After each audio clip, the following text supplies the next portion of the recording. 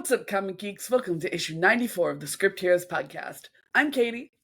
And I'm Joseph, and today we're going to be talking about Beneath the Trees, Where Nobody Sees, Rite of Spring, issue 3, Hyde Street, issue 9, Immortal Legend Batman, issue 2, Red Vector, issue 2, Ultimate Spider-Man, issue 21, Void Rivals, issue 23, The Phantom, issue 1, and Skinbreaker, issue 1.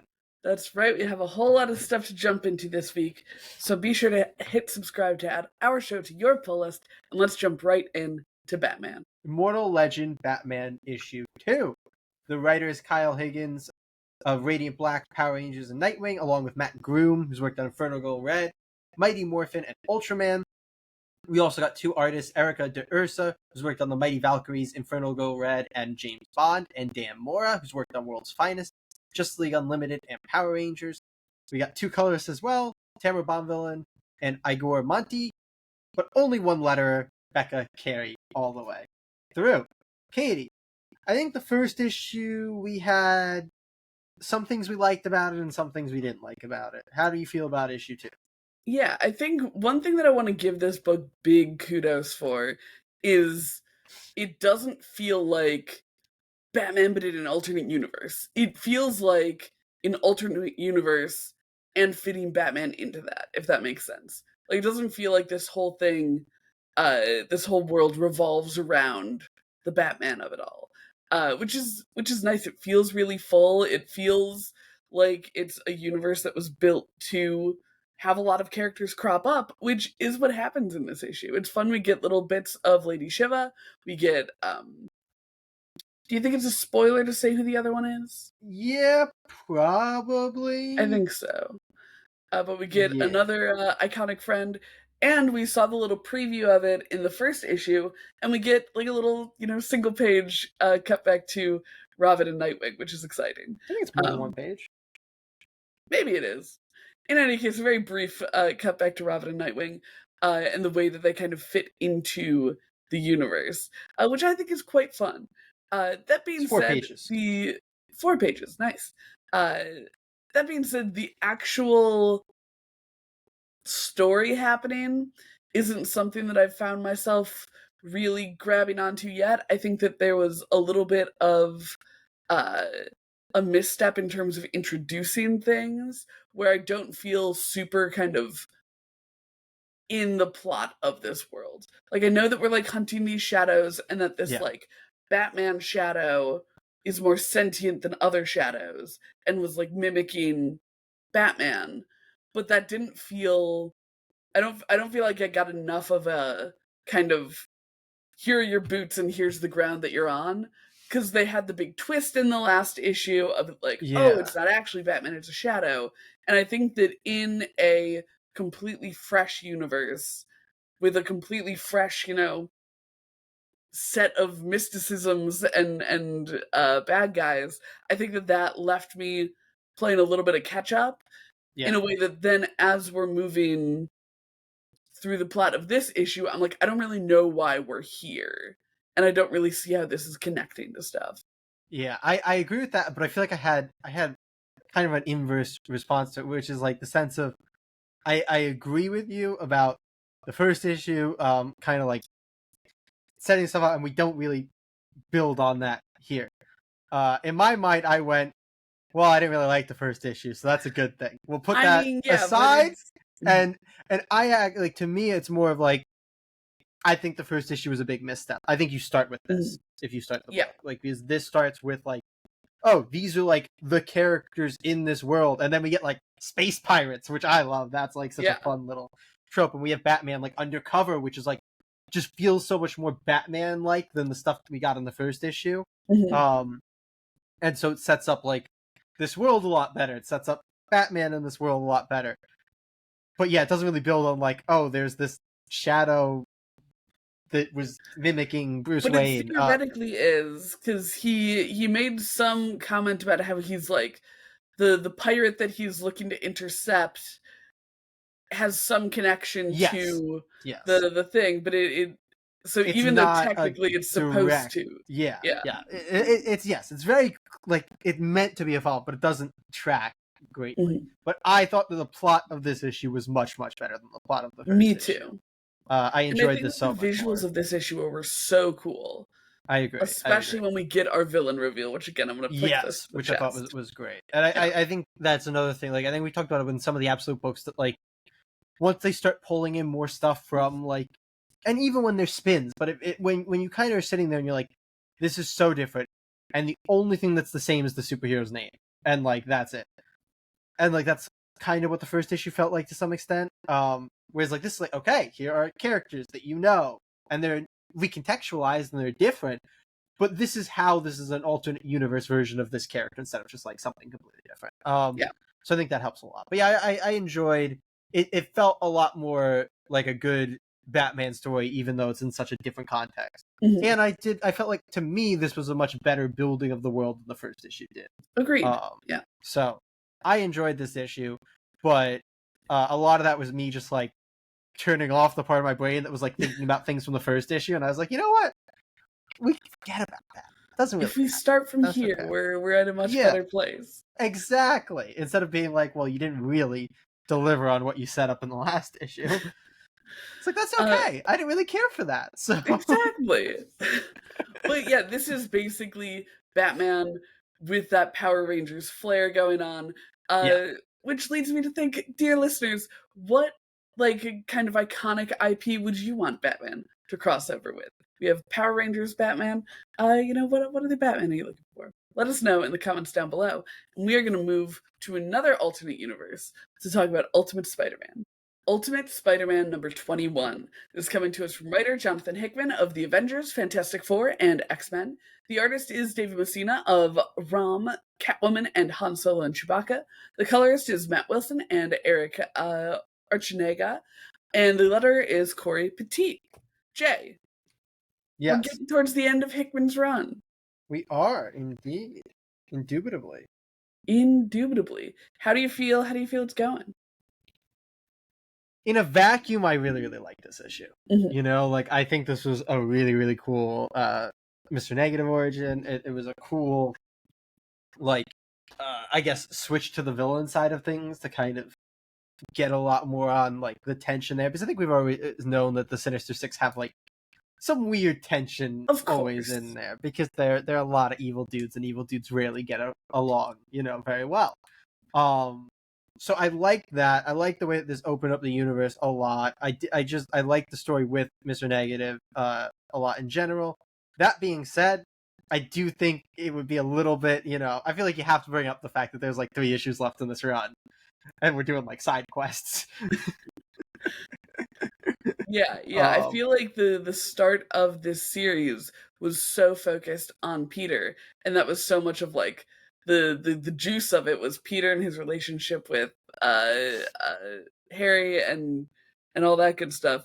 And we've had a lot of Peterless issues. Yeah. We get a Harry thing towards the back end of this one that I really enjoyed. Actually, that Harry Otto encounter I thought was phenomenal. Same. I thought that was so good. I feel like Otto has been the most underutilized character in the Ultimate, which is a bummer because he's so good. It's such a good version of Otto, and he's funny.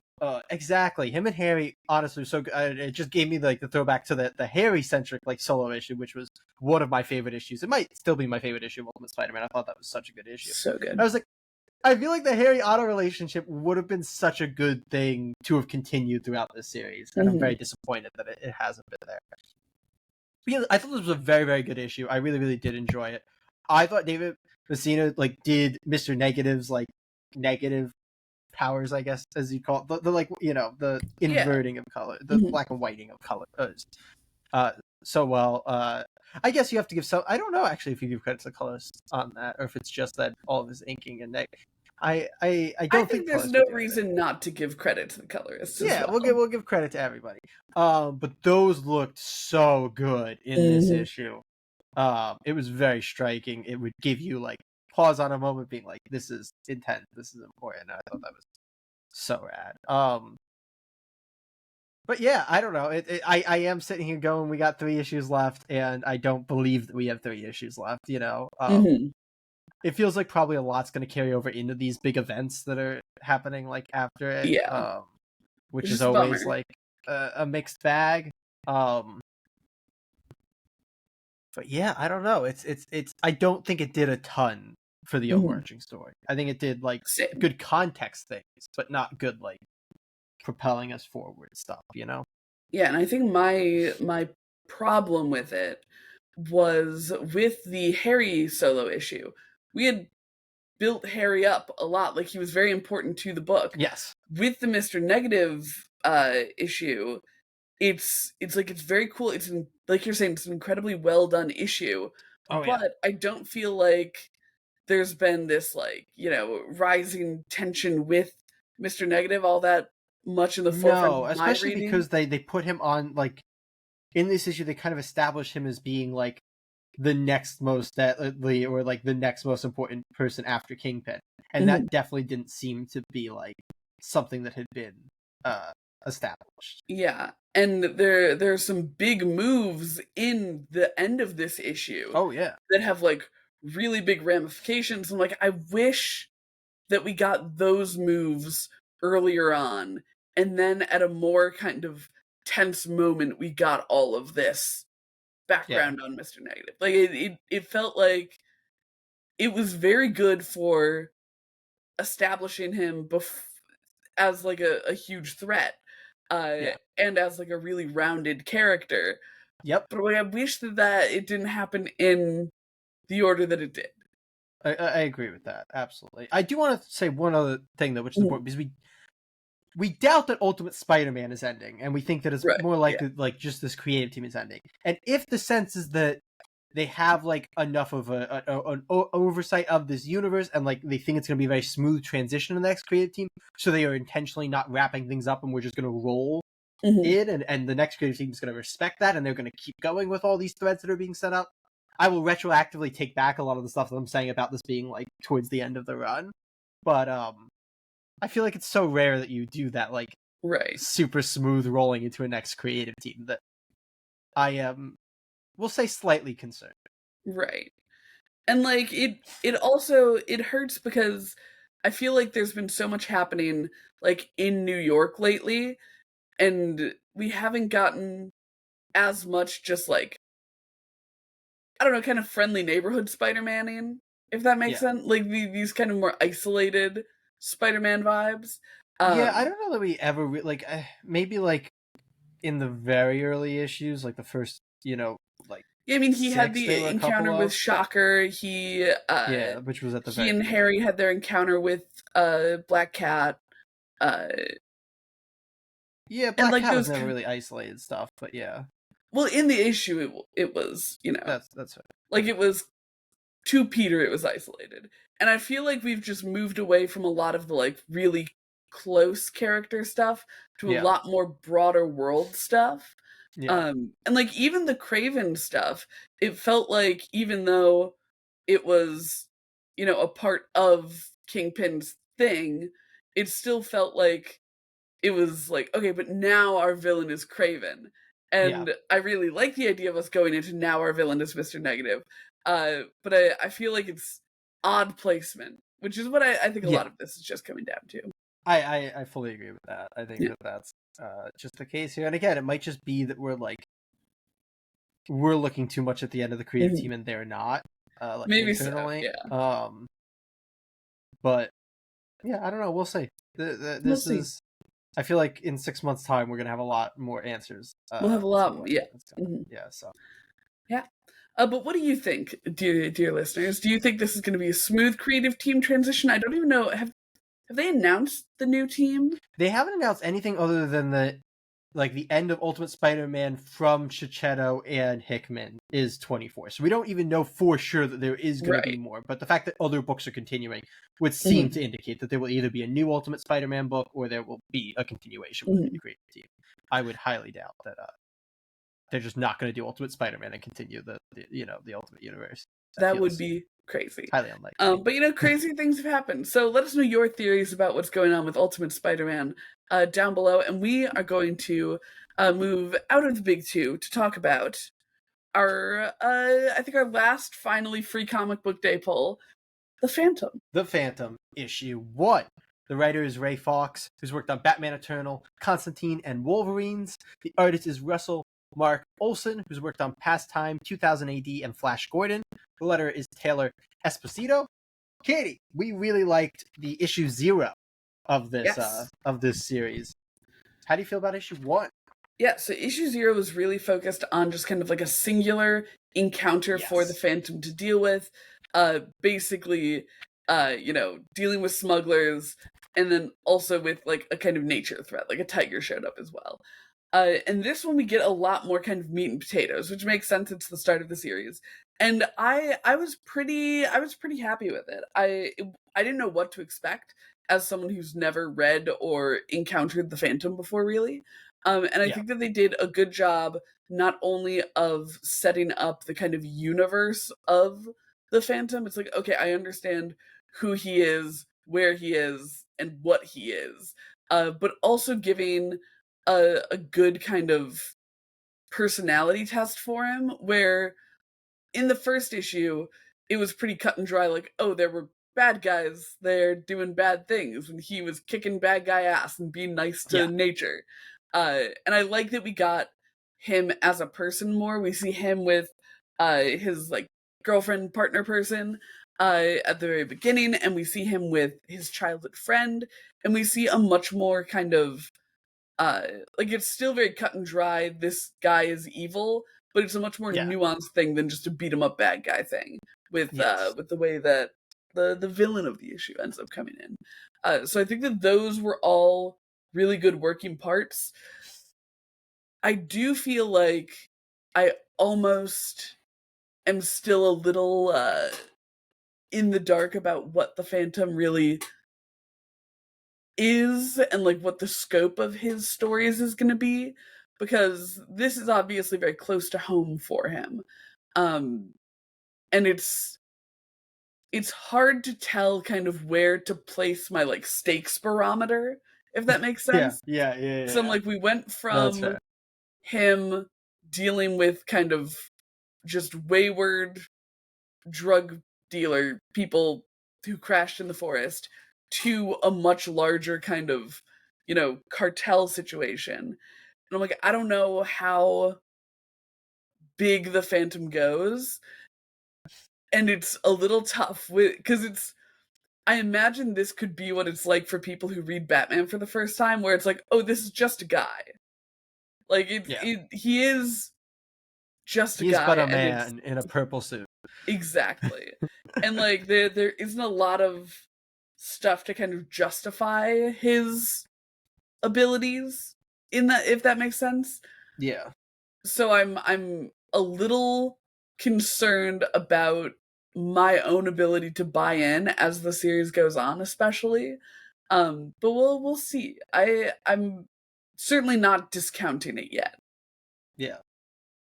Interesting. I feel I'm very able to go in with like the same way that I think people would go into Batman. It's like, okay, he can, like, that's kind of the point. He's a costume fighter who can do this stuff, like, yeah, he doesn't have any powers, but like, that's, I don't know, I feel like I've read enough comic books that I can buy into. I guess, but he's also just in a purple morph suit. Yeah, that's his suit, Like, at least with Batman, it's like, oh, he's got like gadgets and shit, and he's like, superhumanly intelligent. Again, I'm not saying that I've read enough books that are, dude really good at fighting can beat up other, dudes. Like, that's fair. That's fair. Not like he's fighting super powered, stuff. He's for sure. And that's what I'm saying. I'm not discounting it yet. I'm just a little worried, trying to figure out where the power lines are for the Phantom as someone who's unfamiliar with him. That's fair. Everybody needs to take this to show that Katie is a power scaler, and that is all she's concerned Which about. Is so funny coming from you. Yeah. No, but yeah, I feel like this laid a lot of good groundwork. I think it is mainly a groundwork issue, which meant that, like, structurally it was maybe a little bit off for me. Like, we do kind of the which maybe is because it's, a throwback hero, it's an old school, but we do that like classic open on a intense scene and then kind of like Yeah. rewind, and it's kind of called out because it is him telling a story to his partner, and then she's like, what do you mean? Like, wait, no, start at the beginning. I'm like, I don't A always little love that. cheesy. Like sometimes I think it can work, but I didn't think that this was a situation which I was like, oh, this book really benefited from starting there and then rewinding. It didn't really feel like it did much. So structurally, I didn't love this as much as the issue 0. I didn't think it was like in itself as good a reading experience, which makes sense because that was essentially a one shot, and now we're like building up a series. But I do think it lays a lot of good groundwork for this world, for the characters around the Phantom, for his supporting cast, and all of that. So, and I like the villain introduction. I think the villain is substantially villainy based on what him and his gang did when they showed up, which I don't really want to spoil. But there was I quite liked that entire encounter and the setup for the issue ender, which Me is too. I thought that was cute. Quite good. Yeah. So yeah, I thought it was a solid issue 1, but maybe not as good as the issue 0. And I think super importantly, it does have a the power scaling did not lead up to your expectations. Yes. But I will be picking up as long as they put Devil on the covers. Give me the cute super dogs. I love them. But are you, dear listener, a fan of the Phantom? A phantom, if you will? And if so, how did you react to this new start on an old classic? Let us know all your thoughts down below. And hopefully Jay will come back for us to talk about Red Vector. Red Vector number 2. This is coming to us from writers and friends of the podcast, Tim Daniel and DB Andre, who have worked on Morningstar, Crush Depth, and End After End. The artist is Chris Evan Hughes of G.I. Joe, Winona Earp, and Magic the Gathering. The colorist is Sian Wires, and the letter is Buddy Boudin. Jay, we were quite intrigued by issue 1. Yeah, absolutely. I still think this book is such happening. Yes. Yeah, we said it was kind of like the setup for Void Rivals before we kind of pivot a little bit. They get off that planet pretty quickly. Spoilers for like a 2-year-old book now, but they do get off of the planet that they're stranded on, which is unfortunate because I loved when they were stranded on the planet. It's a good vibe and a good premise, which is why we were happy to see something similar happening here with 2 opposite sides of a conflict stranded together. Yeah, exactly. Ending up stranded together. So yeah, I mean, obviously the premise did not change between issues, and it's still very strong. I feel like I'm always shouting out the like art and coloring in DB and Tim's books because they do have such good aesthetics in their books, and I love the aesthetic of specifically the sci-fi like parts of this book. I love the evil.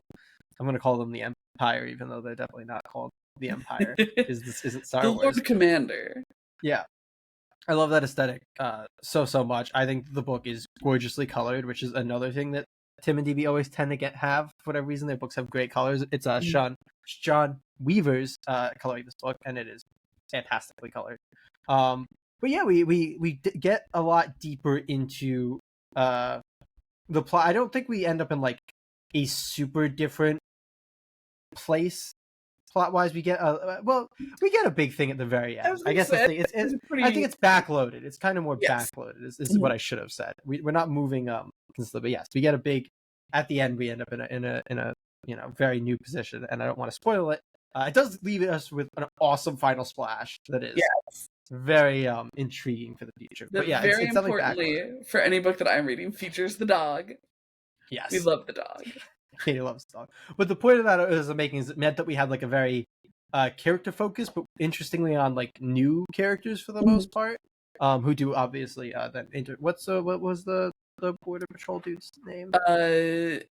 Captain Hemingway, I believe. Captain Hemingway gets a lot of the focus, and he does then cross paths with our main characters.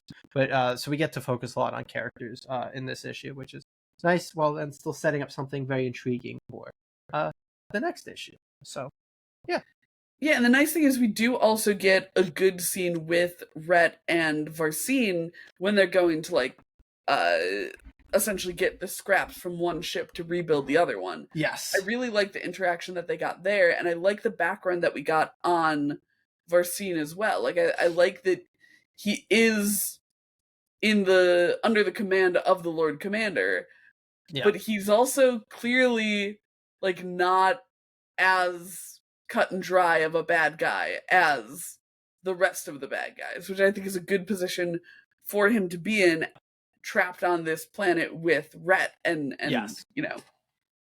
kind of representing the bad side of things.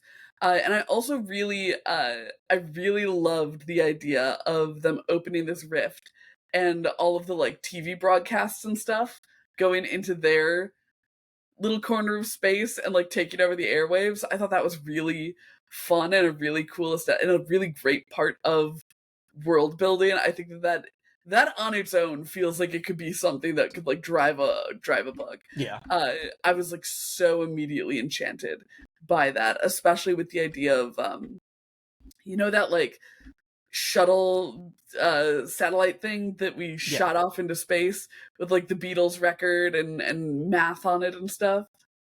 Oh, I feel like I vaguely heard of that. Yeah. I love the idea of like I don't know, the first contact that aliens have with us being through like our media and through our art. I think that that's such an interesting thing, and especially when it's something like they showed a bunch of like kind of sporting events and cheesy TV and stuff that was coming through, and like it's like that's such a corner of the universe that I want to explore, and I'm really hoping that ends up connected to Varsine as well. I think that'd be super duper rad. Absolutely. So yeah, a lot of cool stuff going on here. Such a good dog. Such a good dog in his sunglasses. We love to see it. And yeah, just very exciting book. Absolutely. Yeah, very intrigued to see where we go with this. There's another one where I'm gonna be sitting here going, "What's the issue count on this? Is this a 4-issue mini, a 5-issue mini, We a got a 6-issue lot mini?" to cover.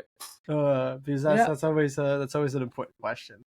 Yes, but speaking of and I have no questions, idea what the answer is. for you, dear audience members, if a rift opened between us and an alien world, what TV show, episode, movie would you want to go through and introduce them to humanity? Let us know in the comments down below. And the one that we like the best will broadcast through the rift. Is this where I explain you that the rift isn't real, Katie? That's what you think. I have access. Anyway, speaking of titles that have V and R in them, we're going from Red Vector to Void Rivals. Void Rivals, issue 23. The writer is Robert Kirkman, who's worked on Invincible, The Walking Dead, and Oblivion Song. The artist is Connor Hughes, who's worked on White Ash and The Game. The colors is Patricio Del Pecci, and the letter is Russ Wooten. Katie. Yeah. Things getting intense in Void Rivals, man. Unity, baby. Quite intense in Void Rivals. And things moved so quickly in this issue. I feel like, what a beautiful page. What an absolutely gorgeous page. I want to just quickly Hughes, man. Give huge ups to Connor Hughes. Absolutely gorgeous stuff going on in this issue of Void Rivals. It's exciting. Like, there's so much going on. After 23 issues, we've achieved unity, and ruh-roh, bad things happen. Like, this is an issue that is moving so it moves so quickly that I'm like, oh yeah, I feel like I shouldn't talk about that, but that's actually in like the midpoint / kind of the start of the issue. That we find that Unity is doing exactly what the king was worried would happen, and awakening this creature in the black hole situation and like breaking apart the ring, and like letting it out. And we get so much kind of, I don't know, back and forth on that across the series. Like it's really hard to know what side is the right side, which I don't think is a bad thing, to be clear. I do think that maybe in this issue there's a little bit of bouncing back and forth that I think is a bit quick. Cuz like a lot of this is stuff that was theorized would happen. Like it's according to the lore, they should have known that this is like Douek and Salila, I believe, are both privy to the information that this is why the sacred ring was created. Well, And then yes, because there's two different sets of information is like the important thing. There's like what they were told by their sides, which they no longer believe to be true, which is why they didn't think this was going to happen. Because Solila then was told by Zerda, like, the new information, all that, and they figured out they were actually... So, yeah, I don't think they expected this to happen, because they thought that that was not actually true. And, like, so that's the realization, like, oh, shit, like, we actually were supposed to stay apart, and then obviously we get even more twists at the end of this. I love the issue ender, by the way. It's so good. It's really, really good. I quite like the, like, them kind of keeping us somewhat guessing about who's actually correct. Like, it's a very interesting way to place kind of our villains, if you call it that, and then, like, our, I don't know, whatever you want to call Zerda. I don't know what like protagonist type title you'd put on Zerda. A mentor. Yeah. So I quite like the fact that it's putting all of these, like, important figures in a place of, like, outside of Douek and Salila, we really don't know who we can trust. Yeah. And we're very much, like, kind of with them in their whiplash on, like, constantly finding out new information, having stuff we contextualize. I really like that. I find that very enjoyable. And this issue is a lot, and I feel like it's very much intended to be a lot. We do get these little cutaways, though, to Skuxoid, which I am shocked that I really am at the point in this book where Skuxoid is my favorite part of this book. It's like, that crazy. Is such a wild turn, but it's so good. It's so ridiculously good. I loved every single scene with him. I held up before to see where he has, like, the little limbs recorded. Is hilarious and amazing. And his interaction with, like, the robot that's cutting him apart, amazing. Every single interaction, so good. And that, I think, helped, like, ground me between these, like, very chaotic scenes that, like, were, like, big energy, because it comes back, like, I'm talking about a guy getting, like, cut apart, and I'm like, this is, like, the more grounding thing. This is the but grounding part. It has a lot more levity to it, which I think helps to balance out this issue really, really well. I thought this issue was rad. I'm, like, I feel like, even though it's an issue that gives you a lot of whiplash, it's clearly, like, it feels very intentional with, like, where, with, like, what we're supposed to know, if that makes sense. Not like, I don't feel like I'm missing information, which is nice. I think that my gripe with the whiplash is that, one, it doesn't feel like, with the, looking to see at what point in the book things happen. If you're talking about the end thing, that is the very, very end. If you're talking not that. I think this is fine enough. We see Salila's home army retreat. Yes. And that kind of leaves us, I felt a little unfulfilled, because it's like we were building up to this, like, big battle, and we got a little bit of it last issue, and it felt like we were gonna get, a big fight. And it's like, okay, but then things are changing, and it feels, it's odd to say, because Douek and Salila have put so much stuff in motion, but it feels like a lot of stuff, the whiplash feels like stuff happening to them, because, like, they're getting this new information, and it then kind of, like, I don't know, puts them in a kind of passive place, because it's like, okay, we have to, like, go back to a state of not having something happen. I'd argue that Salila is certainly not in a static place at the end of this issue. She is until the end of the issue. Yeah. Well, yeah, I mean, I think that's the, like, they get a thing that they're now going to have to react to. Like, I think it's I like, guess, it feels like, and I'm trying to figure out how to word it. It feels like, for a very long time, Douek and Salila were, I don't know, making very kind of decisions that were relevant to them. And I feel like maybe, and I think I've been saying this for a while with Void Rivals, that it's been getting a little, like, too large scale for my liking. Like, I liked it's it a definitely lot getting better when larger it in was scale. the smaller scale. And Yeah. so when you have this larger scale things, Douek and Celila aren't like, massive, powerful forces, so their ability to affect the like way of things is much more kind of like tipping a domino as opposed to, in a more kind of Yeah. active I think that's fair. Again, I did say that the Celila thing at the very end is a little bit antithetical to that. Like, I think Celila's in a different place now. Like, Celila has essentially become the chosen one of this universe. So I don't think that saying that she doesn't have much power is super true. I think that Douek certainly, maybe even for this entire arc, become a little bit, mainly because of like the role that his father's kind of gotten of increased importance. I think Derek's become a little bit less able to, I guess, affect things is the better word. I was going to say maneuver things. But the thing with Yeah. Celila is like she wasn't even here for the first couple issues. Like, she's been down under the planet.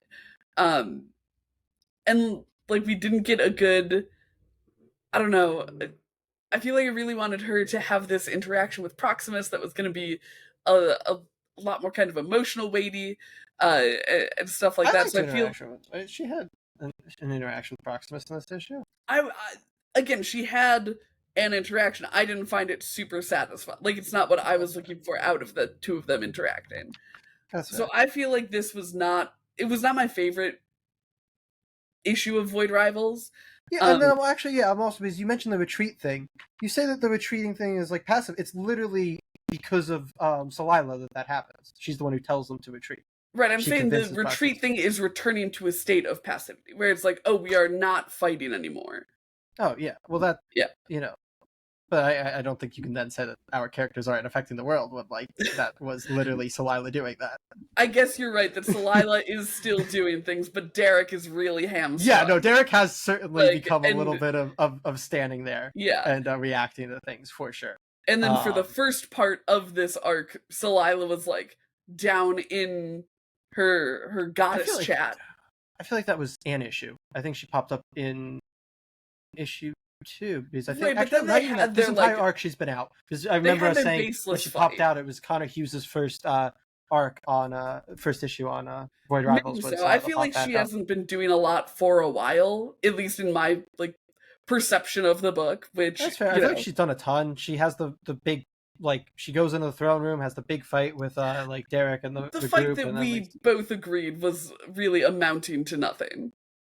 Yeah, that like in the mid, but like I don't think anything has happened in this book that Celila has not been very involved in. I don't know that she's ever not been very central. I think it's interesting that Douek has taken a backseat, which is not my favorite thing. But yeah, I think Celila has been very involved in pretty much everything that's happened on the in the Sacred Ring section of it. Obviously, we have other things. Yeah, not even talking about, like, there's a Transformer who gets introduced here who we've talked about some of the Transformer stuff is always a little bit like big scale, and I think that there's plenty of, and I certainly have some gripes with that too. But I think in terms of the Sacred Ring stuff, I feel like Celila's been heavily involved in almost all of it.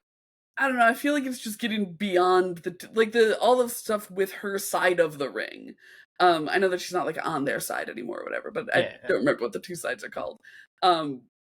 Like, none of that was her doing. It feels like she kind of went on her little journey down below and got like all of her wisdom and stuff. Like, we had multiple issues, and you're right that this wasn't part of this arc, where, and we really liked the sections where it was happening, but but she's kind of down there doing her own thing while stuff is happening up here, and then she pops up here and starts affecting the stuff up here. I'm like, but this wasn't your part. Like, you have your thing with the goddess. Like, let Douek have this part, is maybe the thing, is that, like, because I think of the two of them in a very kind of symbiotic state where I'm like, oh yeah, our main characters. And absolutely. So like, their average involvement in the book is pulled down. That's fair. But yeah, anyway, we don't need to sit here continuing to go back and forth on that. But I'm just trying to make sense of my feelings, because I really like Void Rivals. So I'm trying to figure out why I haven't liked it as much lately. Yeah. Even though it's still very good. Yeah. But we have more books to talk about.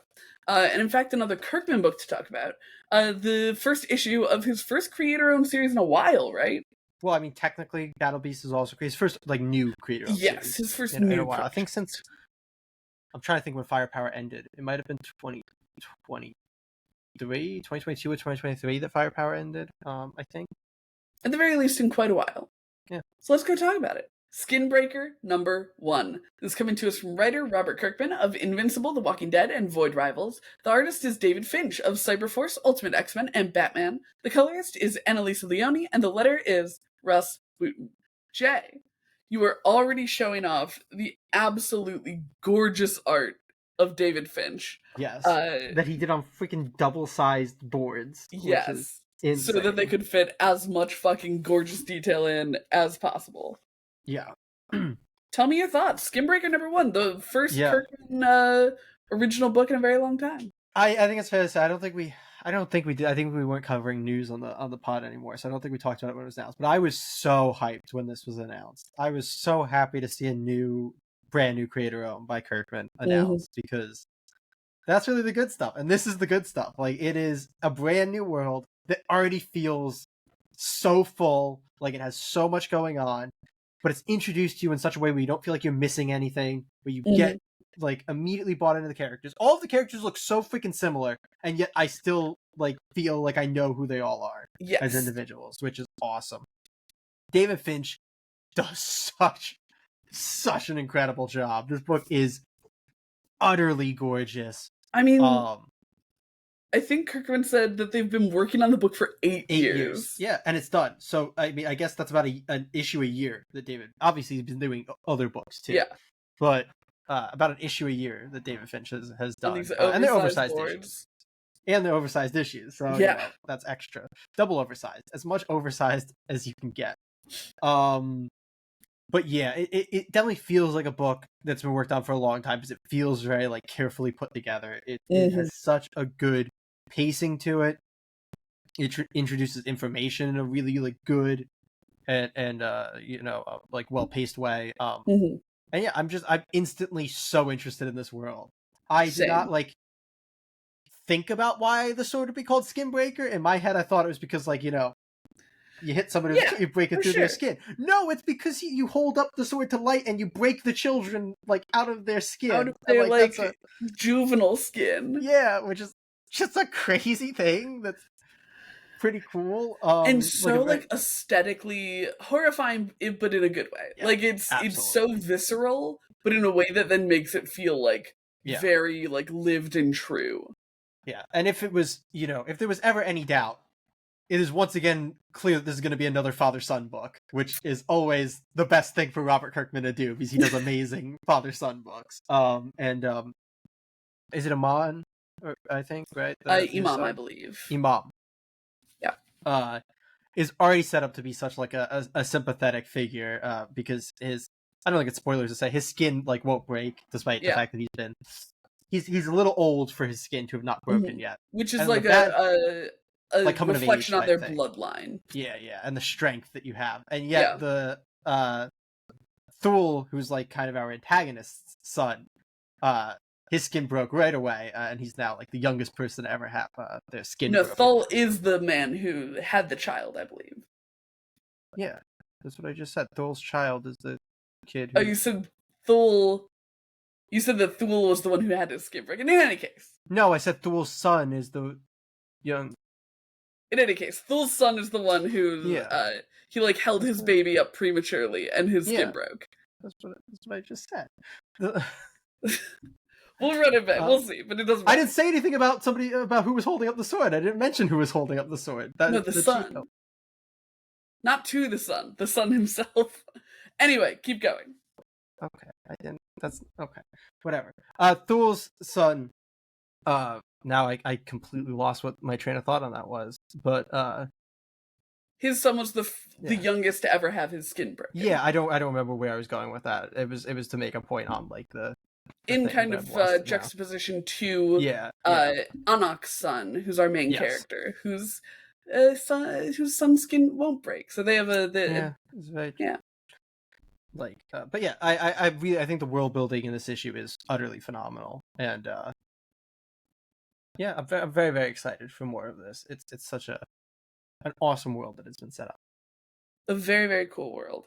And so like visually gorgeous. Like you get this sense of like alien planet so well from it in like a really kind of, I don't know, pure way. Like this is not our world, but it's also not like, it's in no way like a sci-fi-y alien No, planet at it's kind all. of like it's like one of those things where like I don't know, like I'd almost just call it like a alternate universe also has the wrong like thing Yeah, now, so like I wouldn't even call it an alien, but like it's just a different planet, if that makes yeah, sense. Like yeah. it's not like it's being implied that this exists as a different Right, planet right. in a world with Earth. It's more like Like you it's know very good fantasy. yeah, But like exactly. Like I guess like I'd go Avatar: The Last Airbender type thing, where like they're not on Earth, mhm, but like that's the only world that like you're dealing with for your story. exactly, yeah. Um, And it just but yeah, it but a lot of the aesthetics of it I feel are very alien instead of very fantasy. Like when you look at this giant monster, I feel like that gives sci-fi aesthetic in this like fantasy world, which I think is a really cool vibe. Where it's like yeah, it doesn't feel medieval at all. It doesn't feel yeah. like Tolkien-esque It's got its fantasy. own aesthetic, Yeah. Which which is is very, really, very really cool. rad in a genre that I think has a Yeah, lot of shorthand that they're I think very purposefully circumventing. Um, yeah, so it's super, super cool, really visually beautiful. Like you were saying, the crumbs of the father son story are already so rich, yeah. and you get this sense of a father son relationship not only between Anak and Imam, but also between Anak and Anor. Enor. Yeah, Enor their is interactions are yeah. amazing, and it makes Anak immediately that like sympathetic character that you Mhm. want to root for. Yeah, absolutely. So there's so much going on, like politically and visually. The one Yeah, little ding that I will put on is they do have really, really great character designs, and they do all have like very distinct features that then make them easy to tell apart. But specifically in like the forest sequence, I feel like I was having a little bit of trouble because we had just been introduced with them, and not yeah, they do only look a are little. they in a very like they're the same species, so they look the same in that regard. But also, a lot of the world around them was in similar kind of like warm oranges and stuff. Yeah, So it was a little difficult to parse them out at first. But I think that once we kind of got out of the forest and were more familiarized with the characters, it was yeah. I had a similar thing yeah. in the very early part of the book, Mhm. and that's why I mentioned them looking, because the characters, like, yes, they have this thing, but they do like if you were to zoom out, they do look Mhm. very similar all Yeah. because they are like that kind of. I guess this actually lends to like your alien thing too. Like they are kind of that sense where like a lot of times alien species don't tend to look as different as humans Right. look Yeah. different. Like we go like, oh, they have like this look, and you can change certain things, but there's like a very much template for that species, Yes. and Yeah. it feels like they very much fall into that like Mhm. alien type thing. So another point to your like kind of sci-fi aesthetic thing that comes through Yeah. for sure. But yeah, Yeah, super, super I thought this cool. was so cool. Yeah. So rad. Listeners, did you pick up Skinbreaker? Are you looking forward to what's to come in the series? Let us know all your thoughts on it down in the comments below. And we are going to talk about Hyde Street, right? Hyde Street. Hyde Street, issue 9. The writer of the series is Jeff Johns, who's worked on Green Lantern, Aquaman, and Rook Exodus. The co-creator of the book is Ivan Reyes, who's worked on Green Lantern, Aquaman, and Blackest Night. The artist is Francis Portela, who's worked on Legion of Superheroes, Batman, and Generation Zero. The colorist is Brad Anderson, and the letterer is Rob Alay. Katie, you Yeah, have been known to love the issues that don't continue the main plot of the book and instead introduce the backstory of another that's random right. Hyde Street character. So, uh, talk to me. This one knocked it out of the park for me. I feel like this is exactly what I like in a Hyde Street issue. We get to spend the bulk of the issue exploring this character's backstory, how they got to Hyde Street in an almost one-shotty way, um, but in a way that still feels very much in the like vibe of Hyde Street.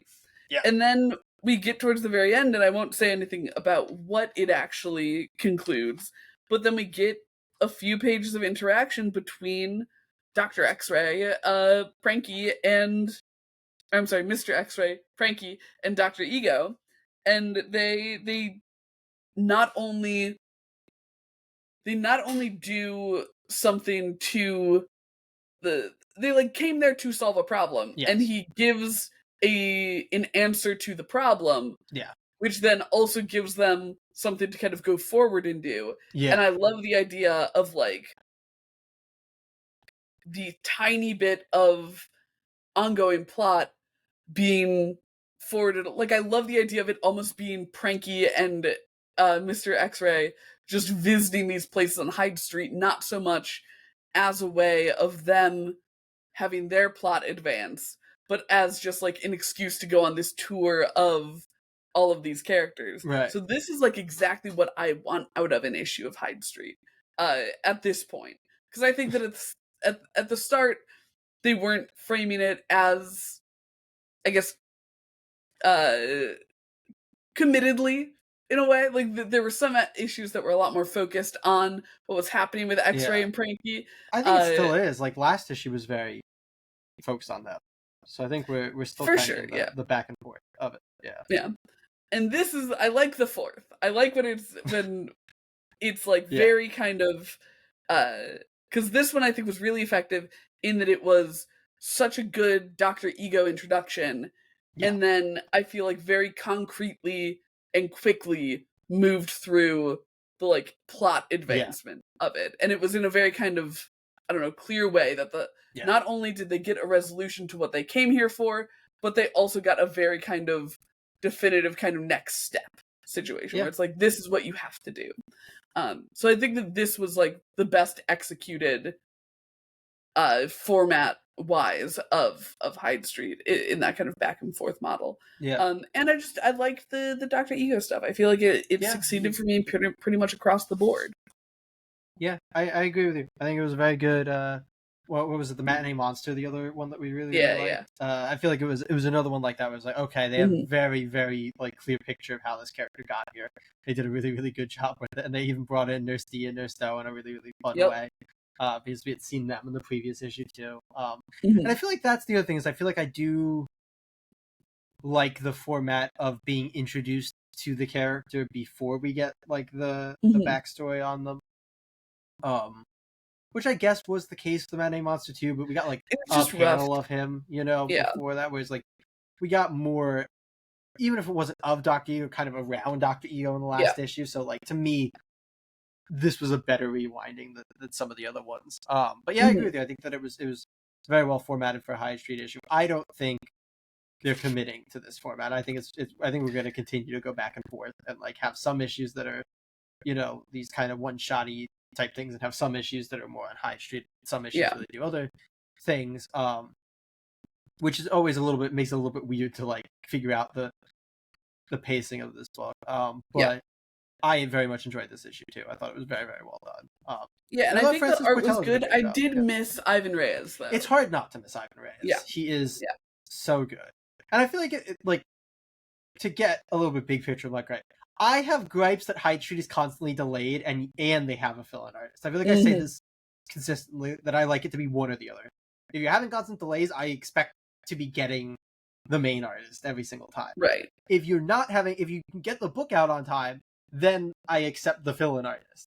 But when it's both, I'm like, why are we getting fill-in artists if the book is already? If you're willing to delay, just delay more. Yeah. So like that's it's not. I don't think Hyde Street has had any issues with a bad artist. Like I feel like Hyde Street's done a very good job of finding very like fill-in artists that fit the vibe of Hyde Street very, very well. But Ivan Reyes is such a highlight of the book that it's always a little. And I think like a really essential part of it as well. Yeah, so much of it is his aesthetic and the way that he can draw these very like visceral, unsettling images.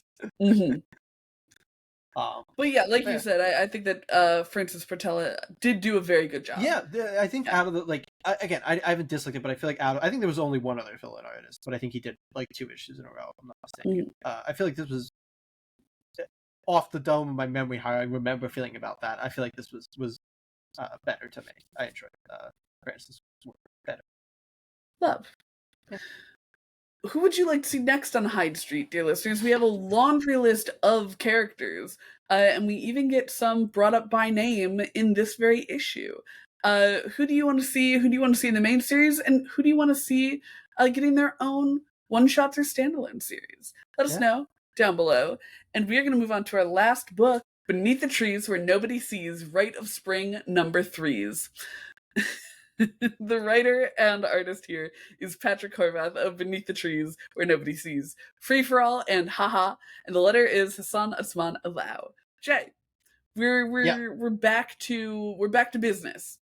Issue 2 was kind of a little bit of a rewind from issue 1, and now Monica's in town.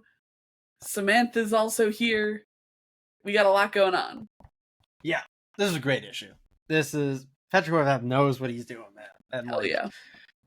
He's so good at putting like a constant sense of like tension in a book to where you're kind of almost always on edge. And I mean, like, I guess that's gonna happen when you have a character who's kind of digging into a serial killer, and you're like, oh, this could go so bad. And I feel like that's also some like amount of a like unexpected thing that Monica is actually like naturally suspicious. And I think that's a very nice touch, like change in yeah, exactly, because the ending of issue 1 didn't necessarily imply to us that was going to be the case here. And it could have definitely just went another direction of having another character that just kind of implicitly trusts Samantha, and that goes very, very poorly. And I like that's not what we're doing here. We also get Samantha's origin story, essentially, which I really, really like the way that was placed in this issue. It was so good all the way through, and it leads us to something that is just like huge. Another moment like the end of the first arc that's just so visceral and so uncomfortable telling. And yeah, it's just one of those moments that like, oh, you read it and you are feeling things the entire time that you are reading it. And yeah, I can't spoil what it is, but you're gonna know what it is if you've read the issue, because it's pretty damn obvious what the big thing that happens in this issue is. And it's so good and it's so well done. But yeah, I think this is Beneath the Trees kind of re-reaching its peak form. Yes. And I don't think it's been at I really did like the first issue quite a bit too, but this is, I think, we've hit absolutely peak in stride. Beneath and the I think here. one of my favorite things about it, because we talked about it when at the end of the first book, when Samantha kills her like best friend who's ill, like it's so horrifying to see like truly the extent of like her psychopathy or whatever, like the true lack of connection she has to anyone in this world. And I feel like the way that she talks about gaining the trust of the town from the time she was like a teenager or whatever, so that she could hide in plain sight, is so chilling. It's like, because we get her origin here, we get her as a young woman, and you see that everything she does is truly a facade. Like, there is no part of her that feels like actually connected to anyone. Like, everything she's ever done. There's this great, and I don't want to like indicate what it is, because I think that'll indicate what the big thing that happens is, but there's this great flip switch moment. Yes. Where she realizes that something she thought is going to happen isn't going to happen, and you just like, and it's a writer-artist thing too, that it's able to be communicated in this way so effectively. You just see that flip happen, and you just immediately go, oh, you know what's gonna fucking come. This is not good. Oh my god. And it was delivered so incredibly. And the I'm thing, on edge again now, constantly in this book. The thing that I especially love about all of this is all of this should make Samantha like a terrifying villain. Yeah. But I'm still so happy to be like watching her story. Like in the first book, obviously you got that sense of like that kind of Dexter angle where it's like, yeah, she's a serial killer, but you know, there's a worse serial killer happening. Yeah. There's as far as we know so far, not a worse person right now than her. But I'm still like, oh, I'm so excited to see like how she gets out of this. Like, I really want to see what her like fucked up plans are. Like, it feels almost sadistic to read in a way that I feel like I'm not normally primed to enjoy. And I think a big part of that is something that is incredibly iconic with Beneath the Trees, which is that it is like this beautiful soft watercolor in this like storybook looking town. Like, there's something where I feel like if Samantha was a human, I maybe wouldn't feel the same way. But like, she's a bear and she's living in a town of other animals, and like they're all in like cute watercolors. So yeah, I feel like we've had this conversation before, where you see this book as cute watercolors. I think this book is deeply like unsettling in appearance. Like, I think it's that like, well, yeah, it's supposed to be. Sense of, yeah, but you always act like I think even like if this book didn't have any killing or anything in it, it would be a book that I was expecting to have killing and stuff in it, because of just like the way that it's that unsettling, you know, like kind of, it doesn't look like you'd actually draw a kid's book like this. Like, I feel like that would be the kid's book that everybody reads and goes, no, that's unsettling. Like, why are you showing that to kids? Those are murderer animals right there. I don't know, man. I feel like it creates such good juxtaposition. It's so rad, and I think that it does help to be, because I am kind of unabashedly on Samantha's side. Like, I want her to get away with all of her murders. I think that's the interesting thing. Like, you're talking. I think it definitely depends on like what Patrick Horvath's long-term plans, and if he wants to have long-term plans for this. I think we could very much be setting up for this to just be the end, and for Samantha not to win at the end of this arc, which is fair, but I want Monica has been introduced and what's going on with Monica. Mm-hmm. No, no, I'm just saying I think that is very much a realistic possibility if we're not going to do a volume 3 for sure. And I think that like looking at something like when we were reading Ain't No Grave, that's not a story where Ryder wins. But it is a story where you're like, man, I'm rooting for her. She's like not a good person, and like she's fucking up in all these ways, but it's like, God, I want her to win. And like it is tragic to watch her lose, but I feel like part of the reason that the loss is so effective is because you want her to win. And I feel that way with Samantha as well, where I'm like, man, just kill this bitch and protect yourself, Samantha. Duck is sticking her bill where it doesn't belong. I feel so like there that the moment where Samantha comes out to see Monica smoking with her assistant kid, I was just like, I was so stressed. Monica, I was like, oh, you're fucking caught, you're screwed.